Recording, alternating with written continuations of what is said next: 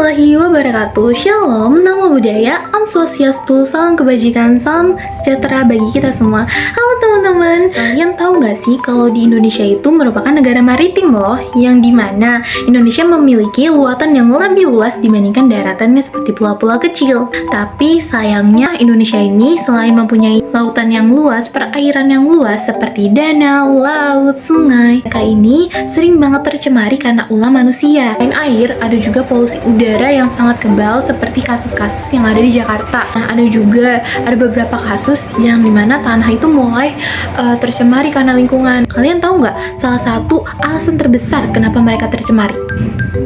Yap, bener banget, limbah dan sampah.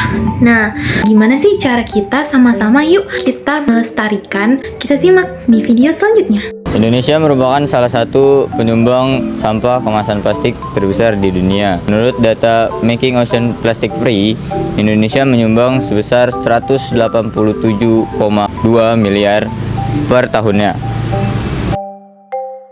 Sampah kemasan plastik dapat mencemari lingkungan kita. Dampaknya diantaranya dapat mencemari udara, tanah, air, bahkan laut. Dan untuk kemasan plastik itu susah atau lama untuk terurai. Solusinya kita harus memakai kemasan yang ramah lingkungan. Contohnya botol stainless, paper bag, dan lain-lain. Berikut adalah contoh kemasan yang sekali pakai dan kemasan yang bisa kembali dipakai. Kemasan yang sekali pakai adalah kemasan yang tidak bisa dikembalikan ke penjual atau sekali pakai. Nah, kemasan yang bentuk seperti ini bisa dipakai kembali namun tidak bisa dikembalikan ke penjual. Kemasan beling seperti ini bisa dipakai kembali dan bisa dijual kembali. Terima kasih.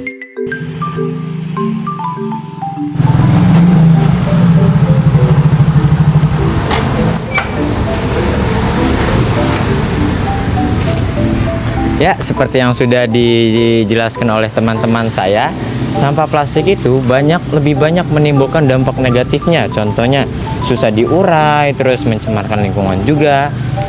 Jadi sebaiknya kita mulai mengurangi penggunaan plastik dengan contoh kita itu menggunakan paper bag seperti ini. Nah, ini itu termasuk ramah lingkungan ya, dikarenakan ya mungkin mudah diurai dan juga dapat digunakan kembali.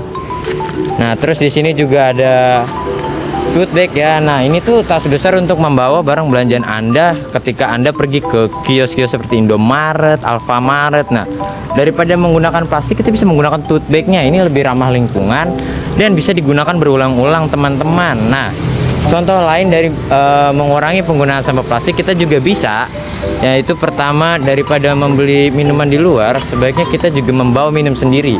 Dengan tempat minum sendiri, kita juga bisa membantu mengurangi sampah-sampah plastik. Nah, pokoknya kita harus membawa tempat makan sendiri ya, seperti ini ya, kita harus membawa bekal sendiri karena makanan rumah itu lebih sehat, teman-teman, dan juga membantu mengurangi penggunaan sampah. Nah, ini juga termasuk salah satu sampah-sampah yang bisa digunakan kembali seperti beling-beling ini, itu masih bisa digunakan sebagai bumbu dapur ya. Ini bekas rikaya ya, selai, tapi bisa digunakan kembali. Nah, itu. Tapi bagaimana dengan sampah-sampah plastik yang sudah terbuat ini, kawan-kawan ya? Ini tuh sudah sulit diurai dan bisa saja terserak kemana-mana. Nah, jadi caranya adalah kita menggunakan prinsip 3R. Reduce, reuse, dan recycle. Contoh-contoh recycle sampah plastik itu apa aja? Kalian tuh bisa jadiin eco brick. Nah, habis itu juga bisa pot. Kalian bisa bikin pot tanaman. Nah, itu tuh membantu mengurangi sampah ya. Meanwhile, Ya, jadi tadi tuh kita sudah memberikan upaya untuk mengurangi sampah plastik. Tapi sangat disayangkan kebanyakan orang masih membuang sampah secara sembarangan atau tidak bisa dipilah. Nah, seperti ini contohnya. Nah, ini tuh kita tidak boleh membuang sampah plastik sembarangan seperti ini karena itu sangat mencemari lingkungan. Jadi sebaiknya kita buang kepada tempatnya. Nah, kita juga harus bisa membedakan mana sampah organik dan non organik. Contoh seperti ini. Nah, ini tuh sudah dibantu oleh dinas ya. Tuh kalian bisa lihat-lihat apa itu sampah organik dan apa itu non organik. Nah, kita juga harus bisa membeda-bedakannya. Oke, jadi kita buang kepada tempatnya ya, teman-teman. Nah, itu adalah beberapa cara untuk mengurangi sampah plastik. Sekian dari saya. Wassalamualaikum warahmatullahi wabarakatuh.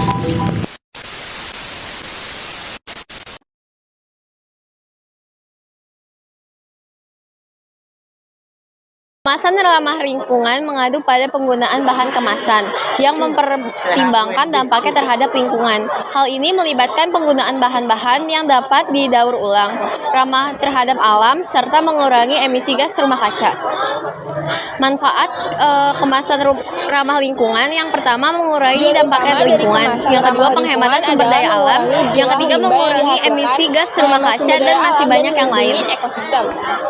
Nah, lalu ada contoh-contoh kemasan ramah lingkungan. Yang pertama adalah kemasan daur ulang. Kemasan daur ulang terbuat dari bahan-bahan yang dapat diproses kembali setelah digunakan. Bahan-bahan seperti kertas, karton, dan plastik dapat didaur ulang menjadi kemasan baru. Lalu yang kedua adalah kemasan yang terbuat dari bahan organik. Kemasan ini terbuat dari bahan organik merupakan alternatif lain yang ramah lingkungan. Bahan-bahan seperti serat tanaman, bambu, atau rumput laut digunakan sebagai bahan dasar kemasan ini.